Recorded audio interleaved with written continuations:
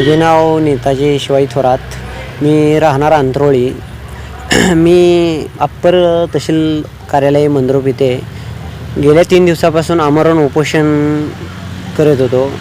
त्या आमरण उपोषणामध्ये आज 4 तारखेला माननीय अप्पर तहसीलदार आमरण तुम्ही जे उपोषण केलेलं आहे ते नेमकं कशासाठी तुम्ही त्या उपोषणाचं कारण होतं, मंडल अधिकाऱ्यांनी पदाचा गैरवापर करून नवीन रस्ता तयार केला व त्या नवीन रस्त्यास लागणारा 150 ब्रास मुरुम हा बिना परवानी वा कुठल्याही रॉयल्टी नसताना मंडल अधिकाऱ्यांनी टाकलेला होता. त्यामुळं आम्ही त्यांना निलंबनाची कारवाई करावी अशी आमची पूर्व मागणी होती आणि केलेला रस्ता बंद करून मिळावा.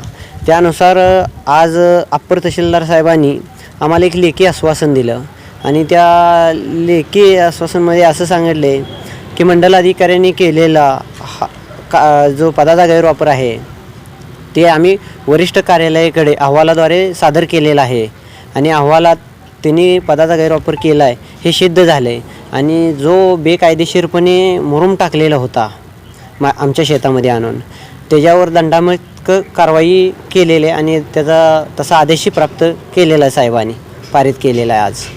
त्यामुळं आम्ही उपोषण माघारी घेतो आहे आणि जर आमच्या मागण्या हे आश्वासनद्वारे जर नाही पूर्ण झाल्या लेखी म्हणं देऊनही येत्या 10 दिवसात तर आम्ही फिरून उपोषणला पुन्हा बसणार आहे.